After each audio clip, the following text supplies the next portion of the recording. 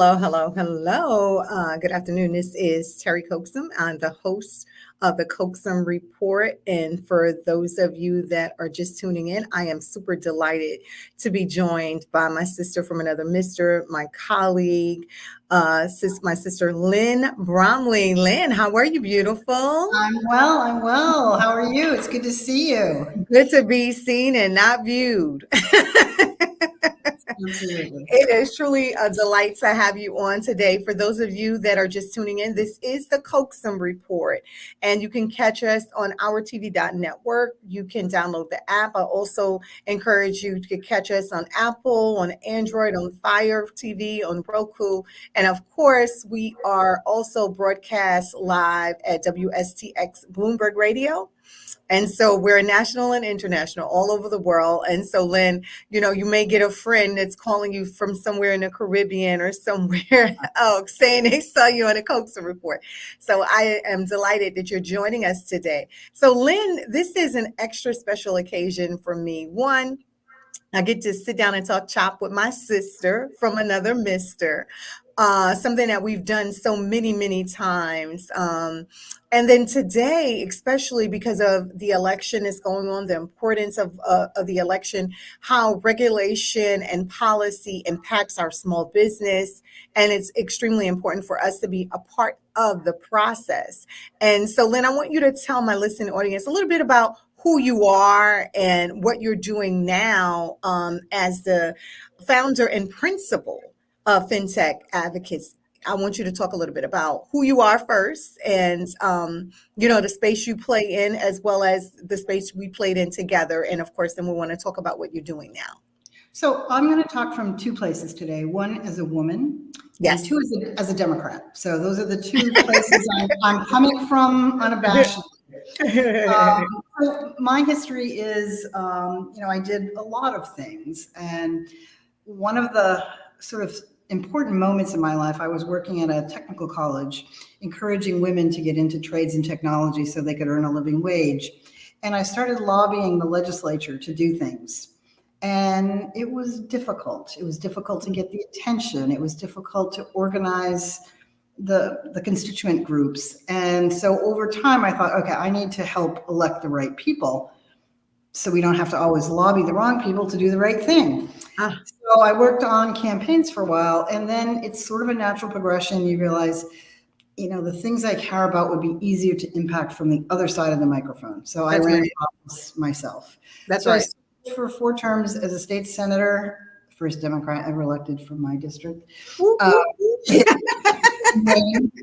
And then I had the privilege of working in the Obama administration as the small business advocate for the 6 New England states, along with Dr. Coaxum. Yes. So my company, my consulting company, FinTech Advocate, is primarily working with companies that are using FinTech solutions and trying to get them into the mainstream, trying to deal with regulation and advocacy and so on. But in that role, I've sort of stumbled into I've always been interested in innovation and entrepreneurship, but into sort of health tech. Because the same thing that happened to FinTech, which was financial technology, the same thing that happened to finance by technical solutions showing up, the same thing is happening in healthcare. So that's right. Are showing up. So the company that I chair the board is a health tech company. And so that's how I'm here in Iceland at a board. Iceland of all places. Well, I'm thrilled to be broadcasting you live from Iceland. And that's the thing about technology, right? We're able to be all over the world and still have these meaningful conversations. Absolutely. And what better person to sit down and talk about elections and how crucial small business are to the process and how they should be involved, because these regulations and as advocates, that's what we did, right? We were advocates for our small business on regulatory concerns. And so now we're here in this pivotal moment in our life where policies and regulations are being continue to be determined, right, by our elected. And like you said, firsthand how that worked because you were an advocate and you were like, wait a minute, I'm still not at the table. So Yeah. went on Yeah. the other side of that process and became a legislator that was creating this legislation to be able to impact the communities that you important to you. It's something that we continue to do even right now. So talk to me a little bit. And you said it, you said you coming to us from the two spaces in your life. One is a woman. Right. Mhm. So talk to me about, how do you see women showing up in this process? And, Yeah.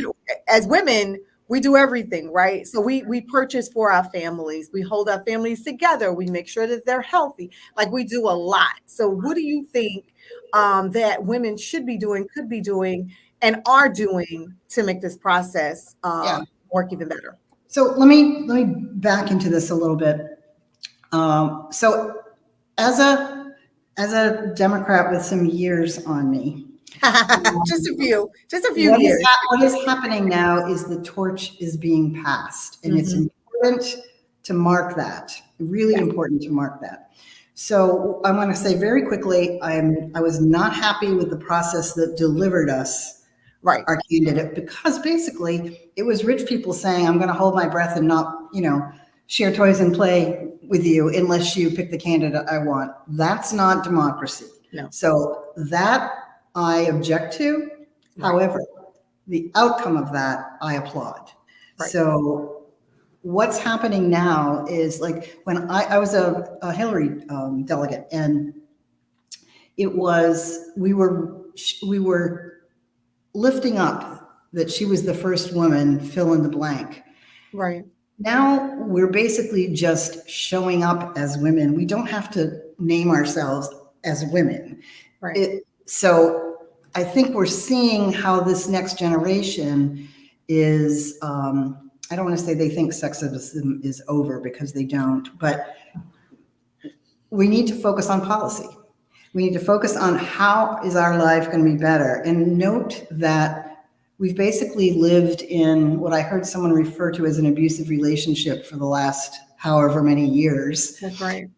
In politics. And now we're sort of out of that. So we have a sense of freedom, a sense of relief, and a sense of hope. And where women figure most prominently into this, in my opinion, is the first people to stay home and not vote are women. And they mostly do that when there's dirty politics happening. They think, oh, it's not going to matter. So millions of women in several elections that didn't go our way just stayed home. Mhm. So I think the excitement around this election, the fact that it's a woman, that if it's a fact that it's a woman of color, the fact that the man is playing the second to her, these are all powerful messages, powerful visuals.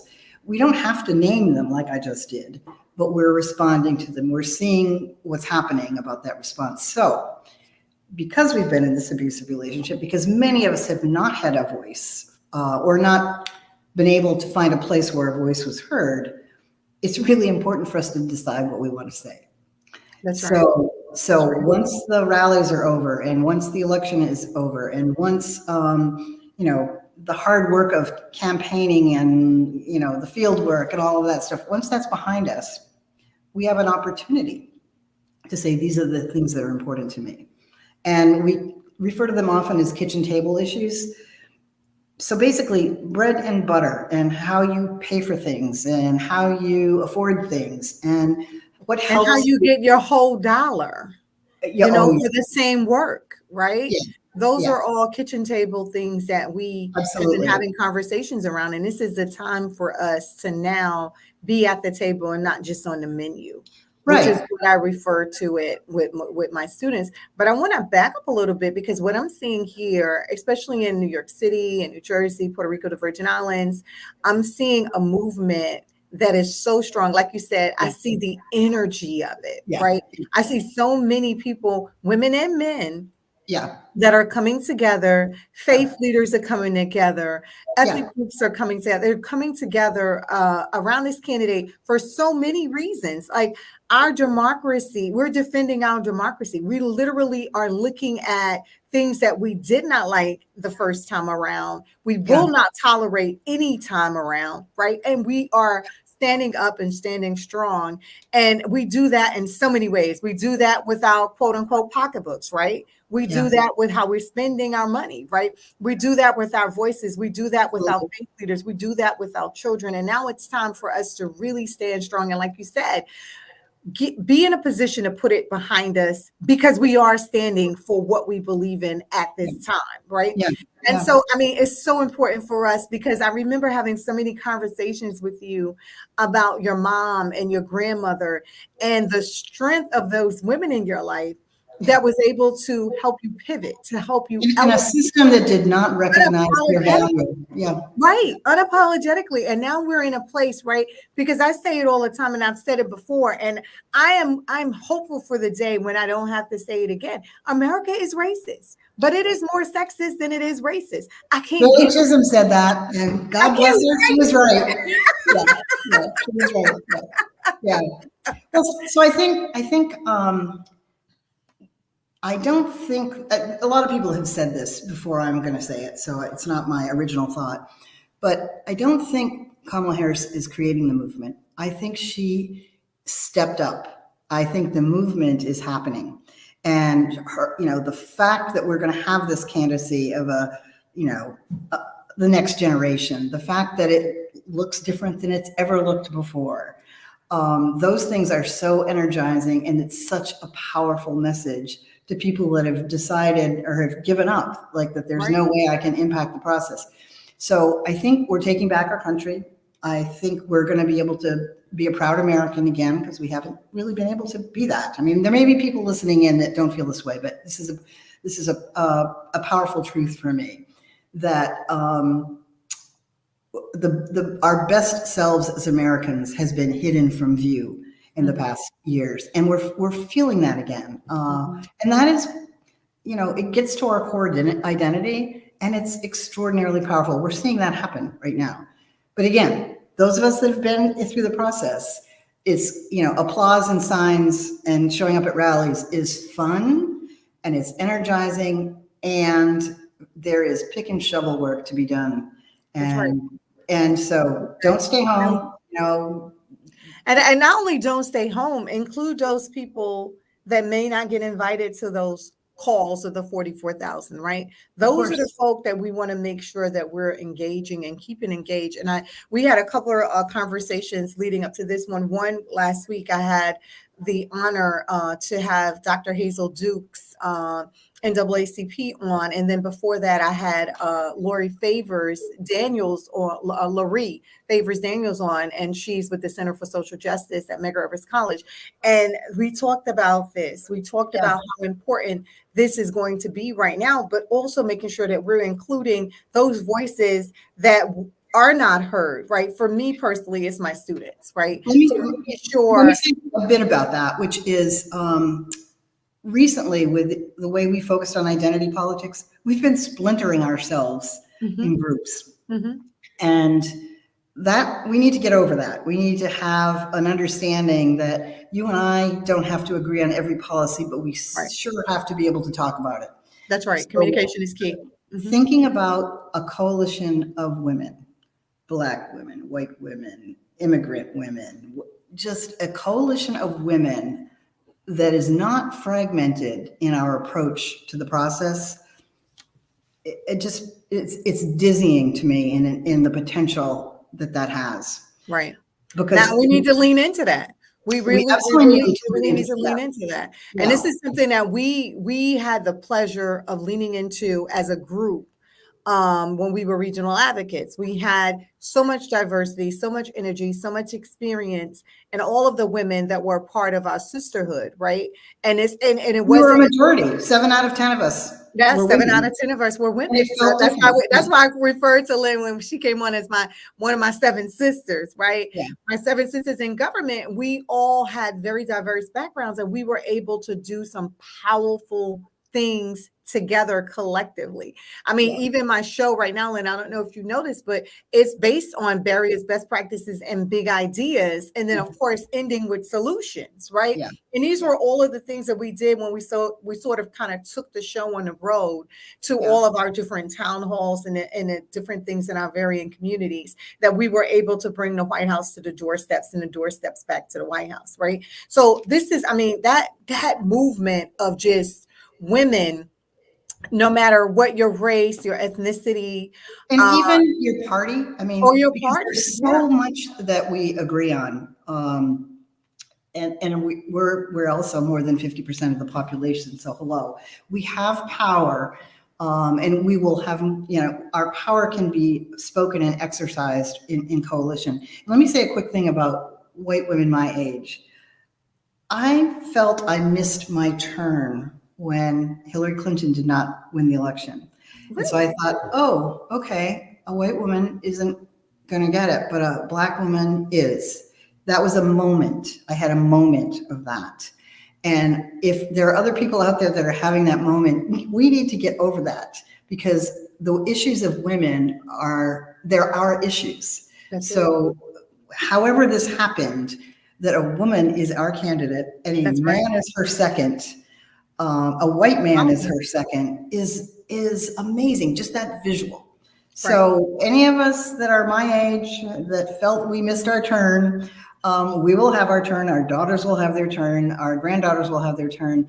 And this is our turn. Actually, That's right. And that's exactly what I was getting ready to say. This is our turn. This is all of our turn. And that's why, that statement alone makes us understand that we're in this time together, right? And we're going to do this together. That's the only way we do it.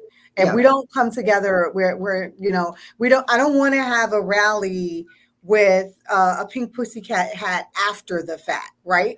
I want us to come together now at this moment in this time to make sure that our best candidate who is put forward wins this big, and is able to speak to the values that we believe in, and all issues that are women issues or our issues, which are family issues.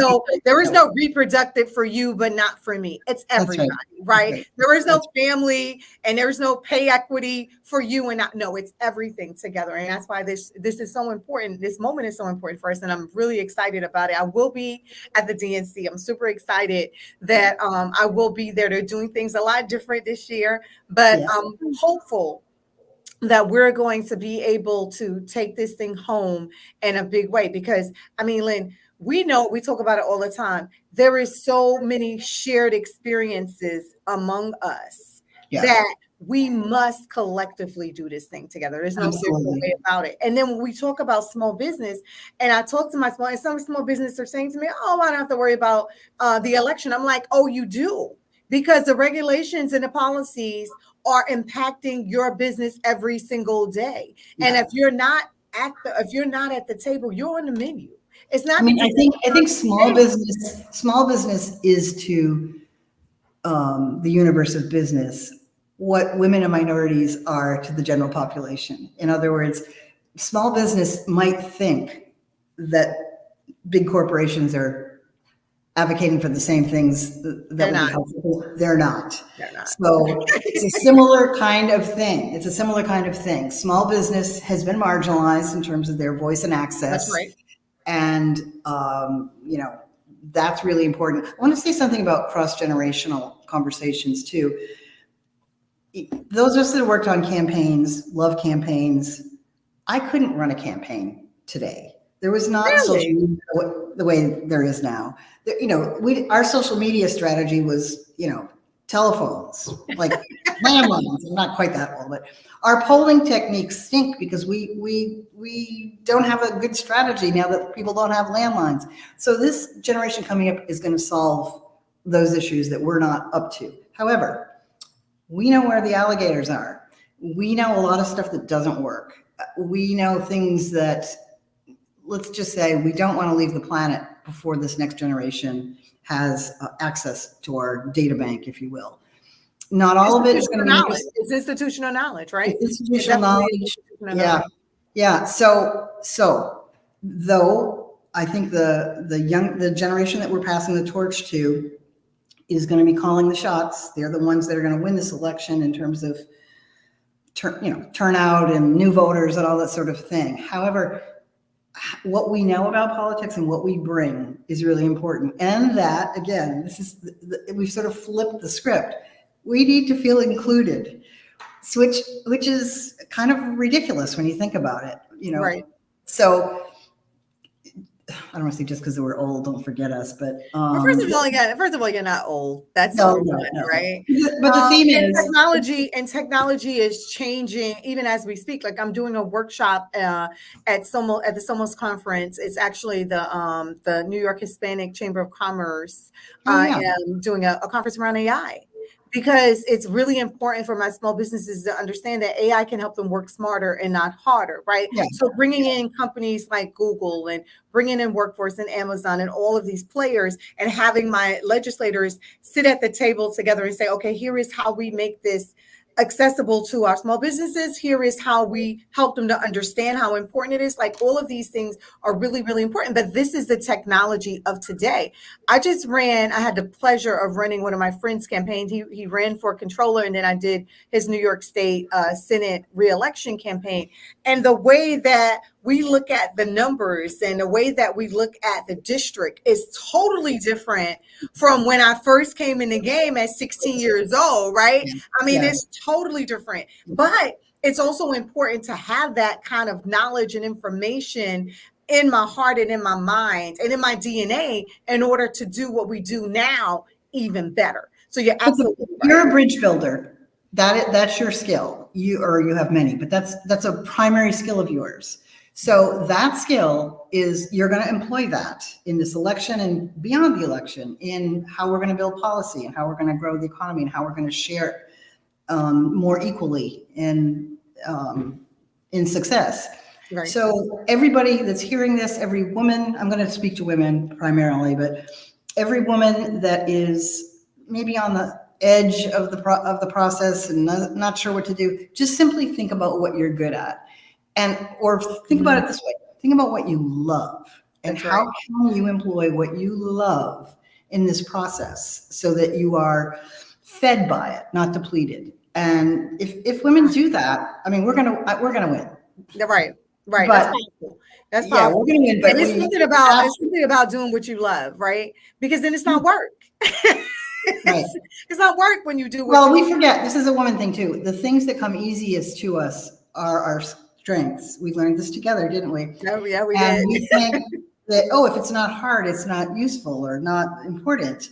But that's exactly opposite. So what you love building bridges. And the builders, the people that are builders, are the people that are going to have the future here, or lead us to it. So if it's easy, it's probably your sweet spot. If you love it, and don't talk down to that, thinking that you should do something hard or learn something new. Right. Yeah.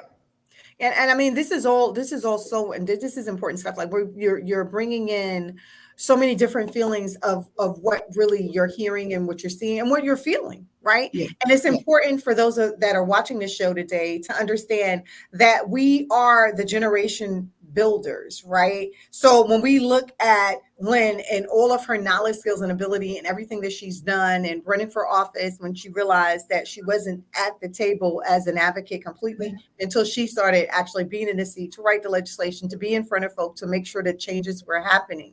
And then thinking about her, right? Thinking about all the different, the different fractions of who we are and what we are and how do we get to that, and bringing them all together, right? So we're not fragmented, that we are actually collectively in the movement together to take our party forward, to defend our democracy, to make sure that everything that we're doing is for now, right? And this all comes from everything, Lynn, from your grandmother, from your mother, from your experience, from everything, right?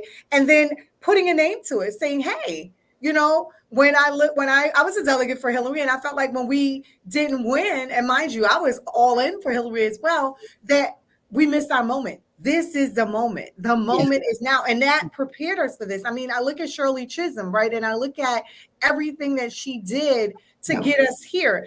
And Dr. Hazel Duke said it last time. And she said, if there was no Percy Sutton, and if there was no, if there was no Dr. Jackson, there would be no Barack Obama. And if there was no President Barack Obama, there would be no candidate Kamala Harris. I mean, she went down the history and she talked about people I hadn't heard their name called in such a long time. And it just warmed my heart to know the sacrifices that they made for us to be in this moment right here, right now, and just having this conversation. I mean, you're in Iceland and you took the time to jump on with me to talk about the importance of why now is now and why we must be involved. And no matter what you thought about the past, this is our future. And then, bringing that bridge, building that gap. I love to bring young people into it. I love to bridge the generations. I'm the connector. Connecting, my job is about connecting people because relationships matter, right? This is the moment for me to be able to stand at the gap and say, all right, let's everybody come in. And I'm including you. I don't, Of course. Yeah. I don't care about all the titles. I make sure that you're included because everybody is important, period. Well, one of the things I was thinking about as I was, thinking about meeting you on this program is how even if this new administration can't immediately do the thing we want them to do, when they look us in the eye and tell us we know that's a problem. That's right. That is so meaningful because people have felt so invisible. We're living in our problems that a lot of the systems don't particularly care about. So we're not recognized. Right. And simply showing up in the way people are showing up and the candidates recognizing, speaking to the problem, even if they can't solve it right away, is, I don't have the big enough adjective. It's amazing. Yeah. It is. It really changes the game. It's I see you. Kamala Harris and Tim Walz are saying, I see you. That's right. And that's really powerful. Yeah, that's right. Absolutely. Absolutely. So we're being joined by another sister from another Mr. In a few minutes, and she's going to come on and she's going to talk from the perspective of what she's doing down in Florida and how, the voice of Florida has a role to play in this. And I'm super excited about what she's doing. And so, Karen, I want you to meet Lynn. Lynn and I worked in the Obama administration together. She was my regional advocate. We were regional advocates together. She covered Maine and she covered Boston and she covered a ton of other places. But more importantly, she was my sister from another Mr. and a former state legislator from Maine. She was a state legislator in Maine and felt like, I'm not at the table. I'm an advocate, but I'm still not where I need to be at. And she ran for office and was the first Democrat to get elected in her district. And Well, Carol, I'm so pleased to meet. I'm going to have to step out, but I'm so glad Terry kept me on long enough to meet you and to know that, Florida, that we've got sisters in Florida doing the work is amazing. So thank you very much. I'm honored to. Before you go, I was just so fascinated by hearing just your contributions, your work, and your point. There was one area that I had to chime in on. It had to do with the demographic of folks who were born in the 50s and early 60s. Just how, and you referred to the group, particularly, or white brothers, white sisters, that, it was a whole different, the pride you felt, the aspirations you had for our sister Hillary Clinton, because I too was on the front line, as you know, that it took a moment of pause to catch you. Yes. And the reality is that pause you experienced, I can relate to it. Yes. Because I actually am one of the senior graduates here to the Women's Club in Florida. And there is truly the Democratic Party that we had prior to civil rights. In all honesty, you all fought for the freedom for women. That's right. And then there was the channel of civil rights support. So I know how it feels, but I can tell you today, we're taking the baton. We're collaborating that entire experience. Those of us who came a little after that time, we're going to do this for us, all of us. Right. Yeah. And I'll just put a quick point up period at the end of that sentence. By feeling that pause that I felt is new information that gets me even closer to you. So it's like, So however I can be helpful in helping people get over that moment in the way that I did, I'm yours. Use me. Thank Then you I for have one request, because you're there in Iceland, right? So here's one of the things that Florida has been, one of the things that got us where we were in securing the first statewide elected or agriculture folks, Nikki Fried, who is now the chair of the party, was our Democrats abroad. And Terry can tell you that that was one of my primary focus back then, having led my role. I'm going to ask you to empower the folks you know who has a Florida address. I'm doing it. Send me their names. I'll knock on their door. So, And she will. They can't vote now for the primary because we're already in early voting. Right. But we're encouraging folks, wherever you are in the world, who are watching this program today, who not only, as Lynn said earlier, the disenfranchised Republicans who just know that, don't want to have an insurgent as their president and want to secure democracy and freedom and women's rights. We're encouraging you to register to vote wherever you are. Get to your, speak to your home offices, or just do what you can to request your ballot abroad, because we're going to hold the line for us all. That's Thank right. you so much, Lynn. God bless you. Thank you, Lynn. Thank you so much, Terry. It's so good to meet you. Thank you again. Thank you for hosting this important discussion. Absolutely. Take care. Sending you lots of energy, and go do what you do. I know you're going to have a wonderful job at it. Take care. Thank you. Take care, Lynn. Bye-bye. Love you much. That was awesome. Hello everybody, welcome back for another Healthy Minute. If you want to boost your brain health, make sure you eat more foods that are packed with omega-3 fatty acids, foods such as salmon and sardines. And if you want to increase your protein content, which is also excellent for your body, add some codfish. Fresh codfish in fact, is low in mercury, high in protein, and has a great number of vitamins and minerals. For this Healthy Minute, I'm Dr. Hafizullah. See you again soon. Thank you for watching. Please remember to click subscribe for the latest videos and updates. See you soon.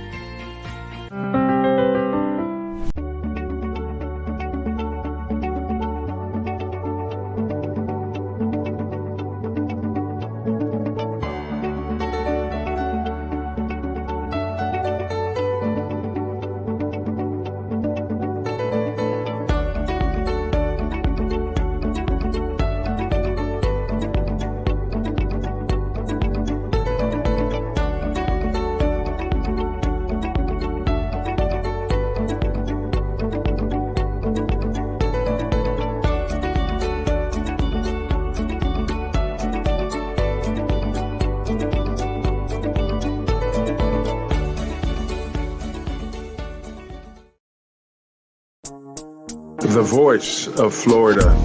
Your voice is our choice with Dr. Karen Green.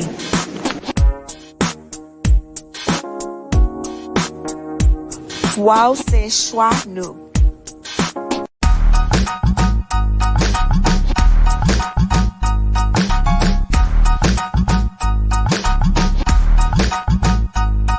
Tu voz es nuestra elección.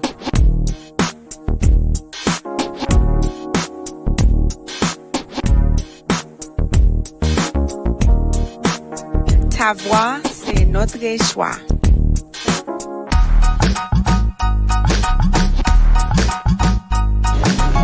The voice of Florida. La voz de la...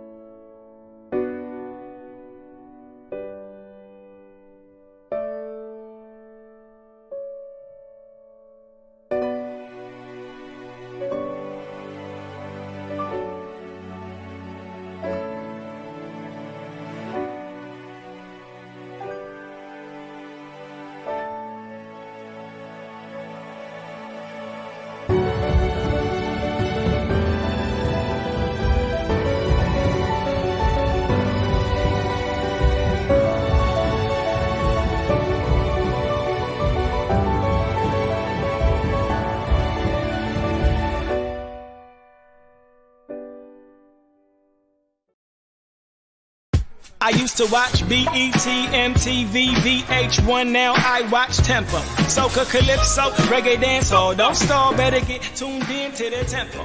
Don't have cable, they got an app. Go to your app store, download that. Whether it's tourism, cuisine, or the social scenes, if it ain't Tempo, it's a rap. Who got the Caribbean views? Tempo. Mr. Latest in Caribbean news? Tempo. You tryna cook Caribbean food? Tempo. You know they got the music videos too. Tempo. Who got the Caribbean views? Tempo. Mr. Latest in Caribbean news? Tempo. You tryna cook Caribbean food? Tempo. You know they got the music videos too. Tempo.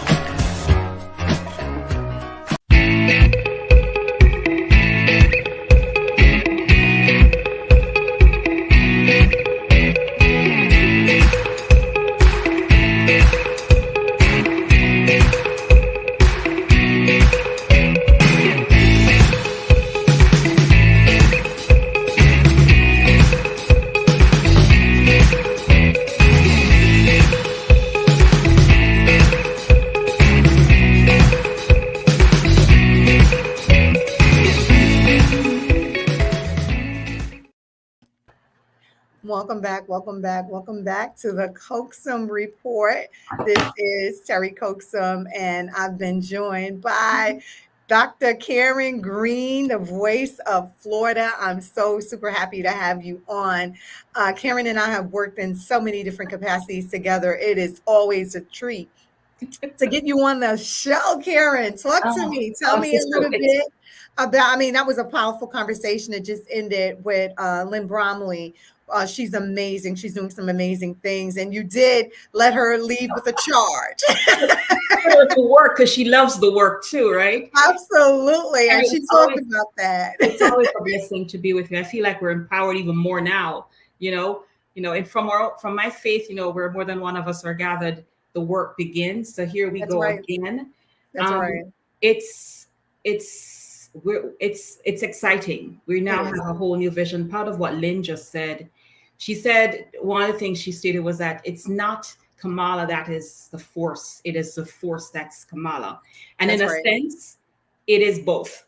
That's right. Because the reality is we have, one of the news reports that came out yesterday is that in the state of Florida, which for somehow folks had given up on us in the last 2 years, but now with two things on the ballots this year, women's issues of freedom of women rights and the secular marijuana bill. And of course, more importantly, now we have Kamala Harris that is running to be our first woman president.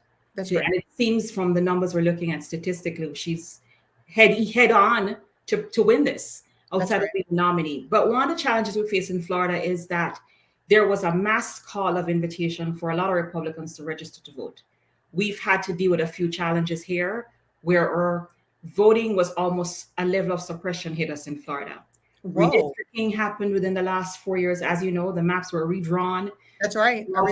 There was disenchantment because Democratic districts are torn apart. And then also we've had, for other reasons, we have a lot of young people here who are students. That's right. And they're somehow the demographic of folks between 18 to 40 for a long time have been registering as independents. Mm-hmm. Because they're just so, they're frustrated with us. It felt like they weren't connected on either side. Right. And you in your position as a professor knows that the students is really, they just, for one, they didn't see their opinion mattering, and they didn't want to be tied to either or. That's right. So the moment we engaged them in civic engagement and they registered as independents. So when you're getting the numbers out of Florida showing that, there's more Republicans registered to vote. Let us not be disenchanted, folks who are listening from across the world and watching, that we know the issues of young people, that there's hardly ever, in Florida, independents typically vote with the Democratic Party, is my understanding. And it's usually the candidate, as we know, as it was with President Barack Obama, that they vote for issues and the candidate who empowers and engages them.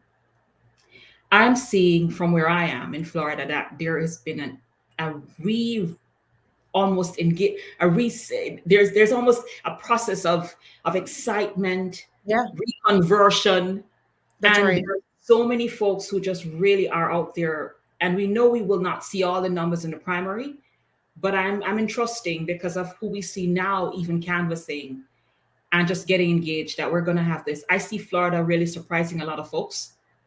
And I'm looking forward to that moment. Yes, yes, I'm looking forward to the moment when Florida surprises us all. You know, and I mean, you've already done the work, right? You've been in the trenches, you've dug the ditches, got out, got back in, and you've already set the ground moving. And like you said, this candidate re-energizes the masses. And I think that it's very important for us to be able to look at this at Kamala Harris and say, hey, this is the person that is going to take us to that next level based on her knowledge, her skills, her ability, right? Based on all of the things that she's already done. And it's up to us to come together collectively. And that's what Lynn and I just finished talking about. It doesn't matter about your ethnicity or your race, or it doesn't even matter about your background. What matters is the issues that are important to you are on the ballot. That's what's really on the ballot. Because politics is policy. I'm just saying that one of the things that they've been, the Republicans have been pushing is that inflation is why they're running. And look at the reports today. You know, look at what we're looking at with what came out of our financial reports today, that we are nowhere near there. We're actually 3 points up prior to contrary to what they thought. So I'm thinking, you know, as I've said before, there is work to be done, but as Lynn said earlier, this is not about demographic, cultural, faith differences. It really is about getting us all to the polls. And what's unique too is that a lot of times we found, because just following up on her point, you know, there really was Hillary Clinton got, all of us fell in line to support her. Yeah, we did. Black, white, brown, whatever you were, we wanted to make that woman break that ceiling. That's right. That ceiling that is now being used to put a whole different, we've done it. It's happening, right? So, so as you and I know, we're going to be in Chicago this week. Yes. Historically, Florida did one thing ahead of many states. We unanimously nominated her. All of our delegates supported this nominee. So we're excited about that as well. There's also an excitement too that even folks who were not registered to vote in the primary, they're all ready to vote now in Florida. Yeah. Vote. Isn't that amazing? That's amazing. Listen, Florida is one of these unique places now, to the point where, you know, everybody who wants to, this is almost a bedrock for Republicans who want to be strange. Florida has actually, this is where Donald Trump lives, where, you know, he moved to Florida to escape you wonderful people in New York. In New York. And you know what? And it's a funny thing, and I make a joke about this, but it's true. I'm like, the only thing that Cuomo and de Blasio agreed upon, kick rocks, have fun, later. Wait, you know what happened is that they have there's a contingency, a whole cluny of them here. The governor in the state, you know, Donald Trump felt he would have gotten some kind of amnesty or safe haven here, you know, coming to Florida. That's why most of them are here. You know, somehow Florida is where you need to be. But it's amazing that all these senior citizen men moving here to Florida, when this was in fact the senior citizen state of retirement. That's right. And in Florida, sister, we're not just voting because we are voting. Seniors in the state of Florida have actually, most folks, their house insurance went up.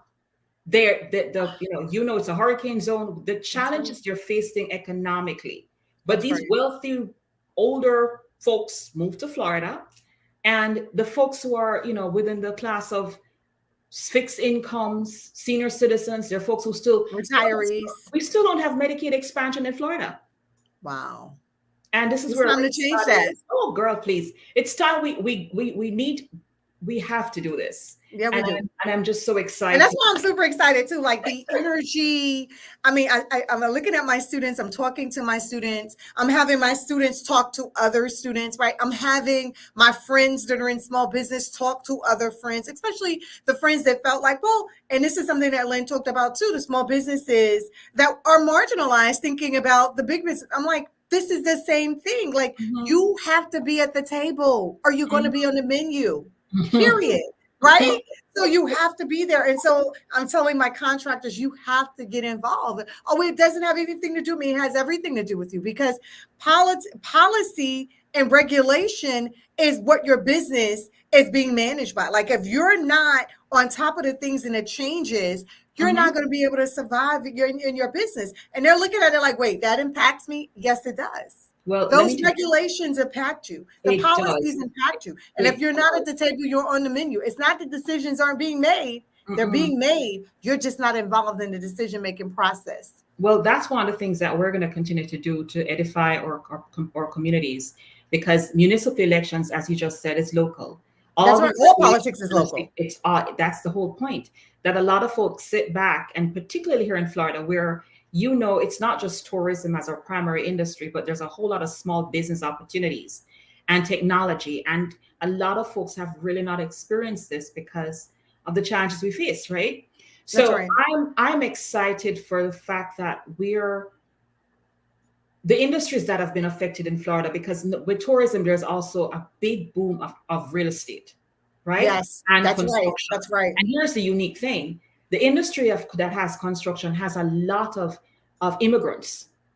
And so in the calculation of mass deportation and restrictions on immigrants, they forgot that the people they're trying to deport, they don't Right. have any workers to finish these houses. Right. So we actually had a mass migration when this governor decided that they were going to almost impose what was like an immigration Gestapo. Folks literally left the state of Florida. Terry, Wow. they left. There were folks who were leaving because they were undocumented and or part of the family was.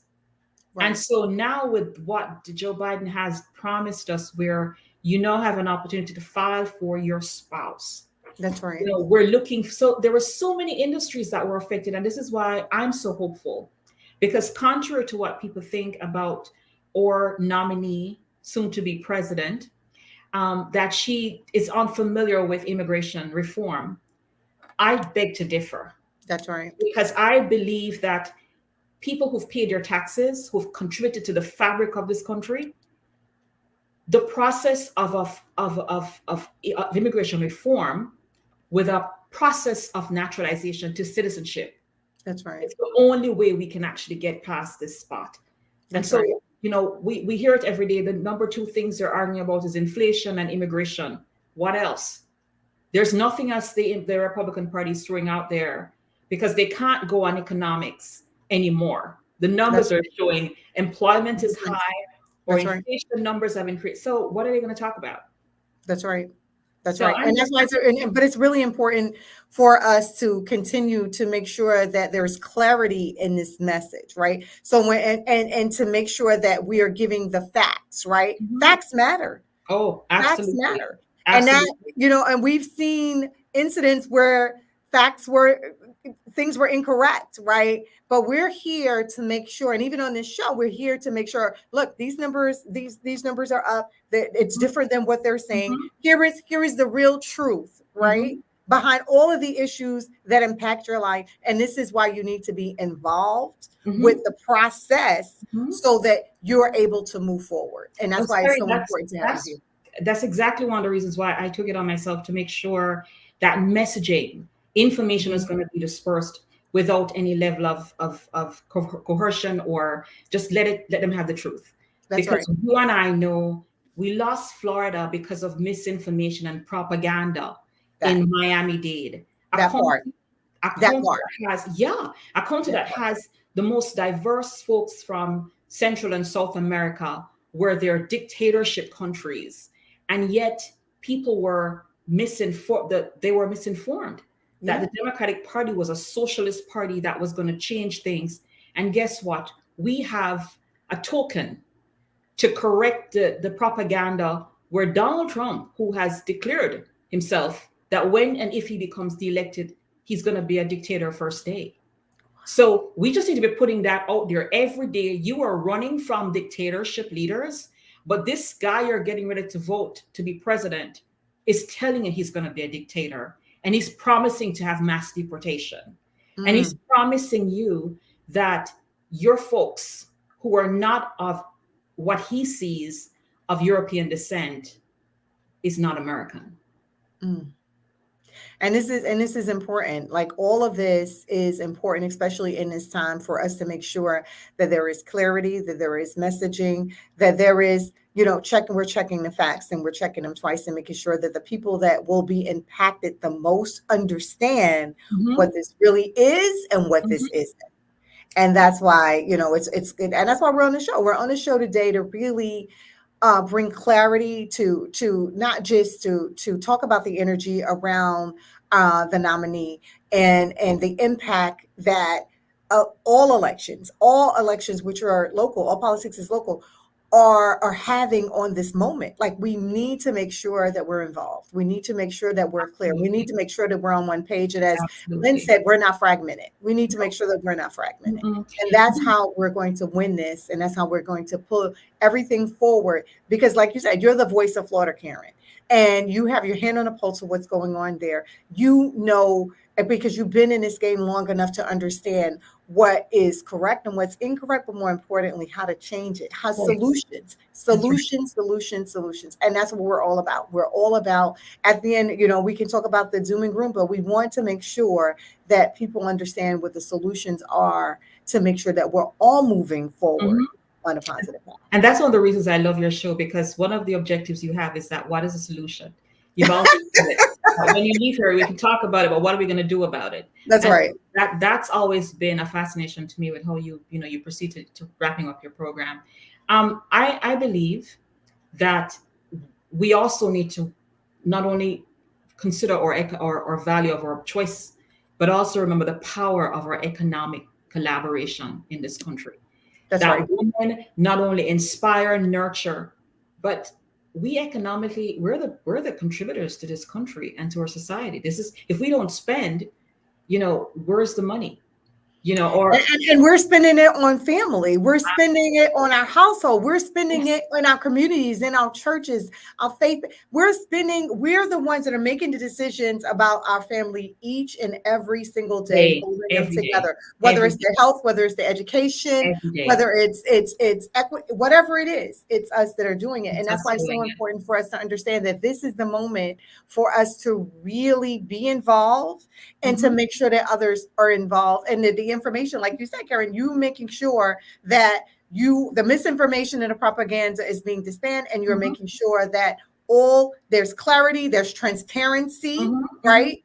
And so this is why we are here. This is why we're doing what we're doing in this moment. And this is why we're on the show today. But more importantly, Karen, you are the voice.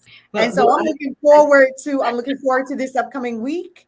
I'm looking forward to all that we will do, because I'm sure that collectively we can do so much together, right? We're not fragmented. We are together in this. And that's why it's really, really important. Like you said, all of your delegates unanimously voted for our nominee. Yes, we did. And so it's really extremely important for us to stay together in that vein. And if I might just take a second to just say that the voice of Florida, it's your voice, it's our choice. And let me just say this. I think the fear factor that the Republicans have pulled with Donald Trump being a bully, he has just, not only do we have a candidate, a nominee who is verse, strong, and fearless, that her cultural, her education, and her experience cannot be intimidated. And I'm so impressed that she picked a running mate that is also unmoved by idiocy. So I'm just like really so excited. Here's a woman who knows, we've always said it, that a woman is really the strength of a family, the economic strength, passion strength. And we have a collaboration of this. And I'm just really excited, sis. I can't wait for us to get to Chicago to do our part. Absolutely. I'm looking forward to it. And more importantly, I thank you so much for coming on and telling us more about what's going on in Florida, what to look for, how to support, how to encourage. I'm happy to have Lynn on earlier to talk about the movement as well, and look forward to doing so many more things together. Thank you so much for being on the Coaxum Report. I'll see you next week. Take care. Be blessed. All right. You too. Bye-bye now.